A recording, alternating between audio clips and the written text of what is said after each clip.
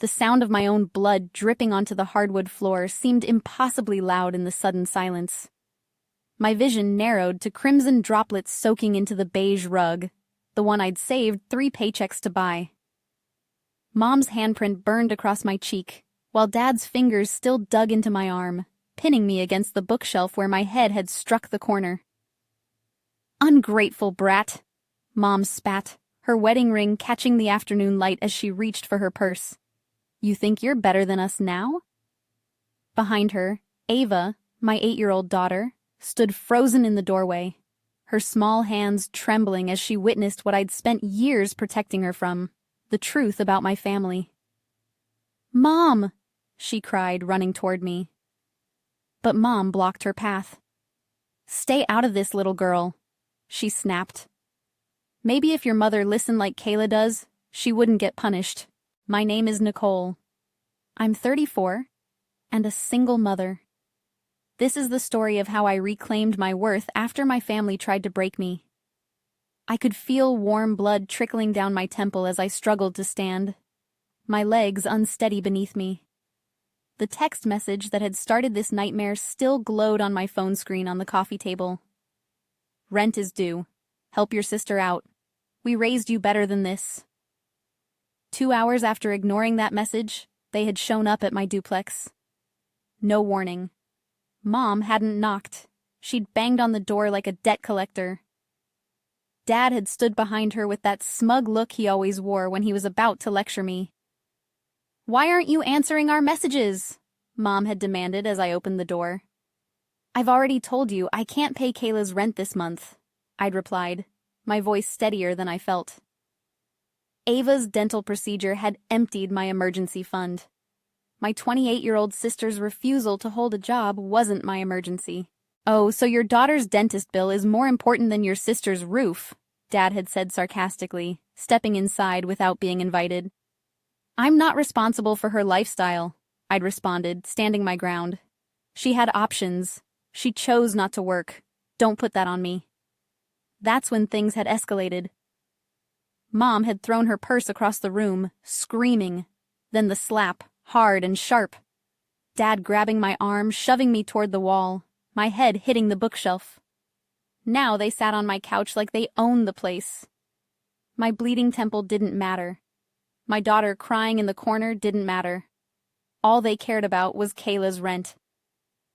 "We'll leave when you transfer the money," Dad barked. "Until then, we'll stay and make sure you don't waste any more of it." I looked at Ava's tear-streaked face, her eyes wide with fear and confusion. Something inside me, something that had bent and yielded for years, suddenly hardened. "Get out," I whispered, my voice like ice. Mom laughed. "Or what? You'll call the police on your own parents? Even you're not that pathetic." I didn't respond. I simply walked to Ava, took her hand, and led her to my bedroom. I locked the door behind us, my fingers trembling against the brass knob. Ava lay beside me that night, holding my hand in the darkness. "Mom," she whispered, "why do Grandma and Grandpa hate you?" I didn't answer. I didn't have the words, but in that moment, something in me cracked, then shifted. I stared at the ceiling, connecting dots I'd been avoiding for years, the way my parents had always favored Kayla, the increasing demands for money, the emotional manipulation, and now physical violence. Morning light filtered through the blinds as I listened to my parents moving around in my living room. They had refused to leave, camping out on my couch all night. I dressed Ava carefully for school, helping her into her favorite blue dress, covering my swollen eye with sunglasses. The mirror showed a purpling bruise along my hairline, impossible to completely hide. "We're going to be okay," I told her, my voice steadier than it had been in years. She nodded, solemn and trusting in a way that made my heart ache. We slipped out the back door while my parents argued in the kitchen. I drove Ava to school in silence, then turned toward the courthouse instead of my office. My mind suddenly crystal clear. 2 years ago, I had started putting away everything I could, every raise, every bonus, every freelance gig. I wasn't just saving, I was investing. And one of those investments was quietly buying the very house my parents lived in, the one I grew up in. A foreclosure. Cheap.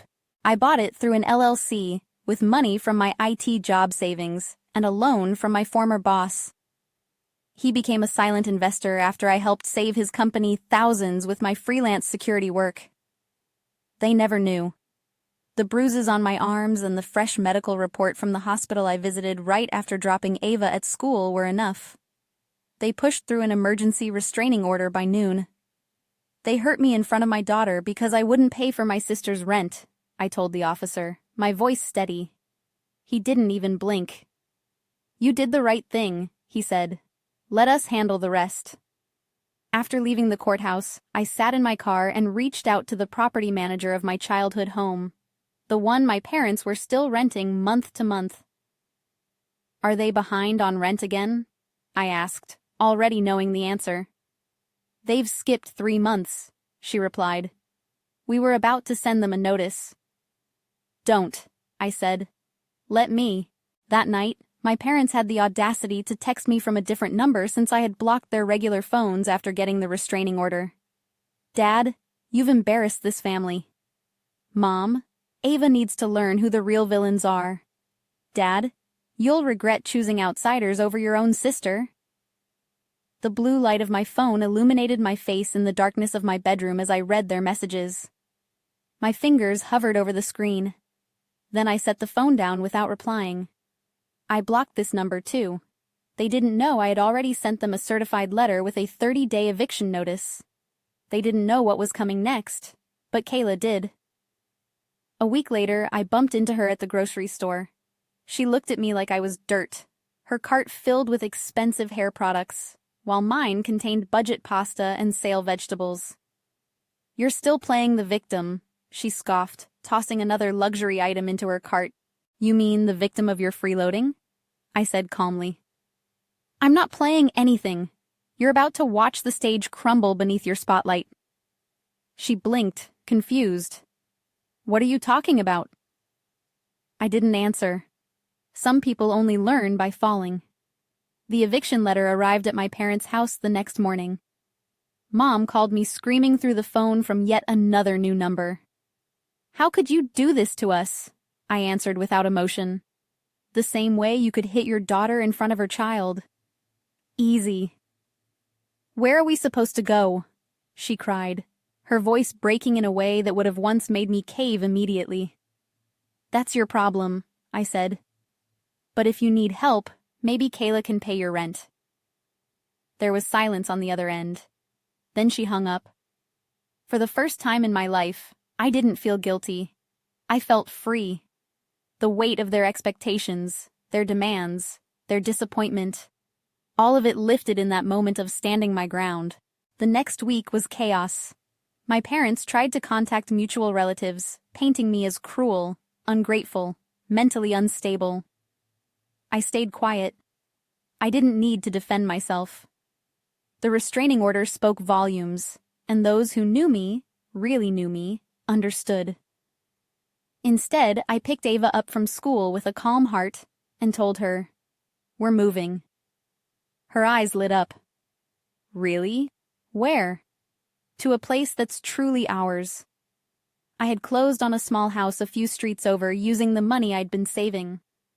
I also used a portion of what I'd earned from my rental property. Nothing fancy, but it had a fenced yard, Ava's favorite lavender bushes in front, and peace. Real peace. Meanwhile, my parents were frantically trying to find housing with Kayla, who, according to my cousin Sarah, who still kept in touch with them, was now too busy to help. Poetic. I didn't feel vengeful. I felt healed. But the final confrontation was still to come, one that would happen face to face. Exactly 30 days from the date on the eviction notice, I stood across the street from the house I once called home. The property manager had confirmed they had to be out by noon, and I wanted to ensure they complied with the eviction order. The front yard was cluttered with plastic bags, half-broken furniture, and my mother's prized patio swing, now rusted at the base. My father paced like a caged animal. Kayla wasn't there. According to Sarah, she had flown to Miami to clear her head. I crossed the street slowly, Ava holding my hand, her tiny fingers squeezing mine tighter the closer we got. She had a backpack over her shoulder with her sketch pad sticking out. I hadn't planned for her to witness this, but she had asked to come. "I want to see what it looks like when people get what they deserve," she had said that morning, her young face serious beyond her years. The moment they saw me, my mother rushed forward, dragging a suitcase behind her. "Nicole, you can't be serious," she snapped, her face flushed with anger and humiliation. "We're your family. You're throwing us out like garbage." I looked at her without flinching, remembering the sting of her palm against my face, the sound of Ava's frightened cry. "I was garbage to you when I needed protection. When Ava needed protection, you hurt me like I was nothing. And now you want sympathy." My dad stomped toward us, his shadow falling across Ava, who pressed closer to my side. "You think money gives you power?" he growled. "You've become arrogant. You're just a tenant who bought herself a crown." "No," I said. "I became the landlord of my own life, and yours." He reached for my arm, but this time I didn't freeze. I didn't cower. "Touch me again," I said sharply, "and the police will arrive faster than your next lie." He stopped. Something in his eyes shifted. Maybe for the first time he realized he couldn't scare me anymore. Ava stepped slightly forward, her chin raised in a gesture so like my own that it made my heart swell with pride. "You shouldn't have hurt my mom," she said, voice quiet but clear. "You lied about love." My mom's lip trembled, but she didn't apologize. She never did. "You'll regret this," she hissed, clutching her handbag like it contained the last of her dignity. "No," I said. "I regretted letting you stay this long." They stood there, two people stripped of control, their pride scattered in the driveway like the belongings they'd neglected to pack properly. They had always held power over me through guilt, silence, and fear. But today, the roles reversed and it felt like breathing for the first time. "Let's go," I said to Ava. We walked back toward our car, not looking back. The weight of their gaze on my shoulders felt different now, impotent rather than crushing. Later that evening, I poured us both tea, hers chamomile, mine green. She sat across from me at the new kitchen table in our tiny home. The lavender bushes outside caught the golden hour light, swaying like they'd been waiting for us. "Do you feel better now?" Ava asked, legs swinging under the chair. I thought for a moment. "I feel clean," I said, like something heavy was washed away. She nodded like she understood. I had started therapy. Ava had started painting. We were slowly rebuilding not just a home, but a self-worth that had been stolen, splintered, and mocked. A few weeks later, I got a message from Sarah. She had stayed in touch with both sides of the family and told me my parents were now staying in a one-bedroom apartment above a closed nail salon. Kayla had ghosted them completely, leaving nothing but an angry voicemail and a drained Venmo account. No one was rushing to save them. They had burned every bridge. I never replied to Sarah. Instead, I posted a picture of Ava holding her latest painting, a small house with 2 stick figures, and the sun smiling overhead. The caption read, "We don't live in fear anymore." And we didn't. I made the decision that day to permanently cut all ties with my parents and Kayla.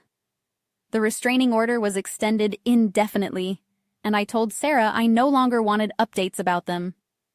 That chapter of our lives was closed forever. Before you go, here's a quick bonus for sticking around. If you enjoy stories about personal growth and transformation, check out my recommended audiobook selection. There are so many inspiring titles that can help you on your own journey of healing and self-discovery.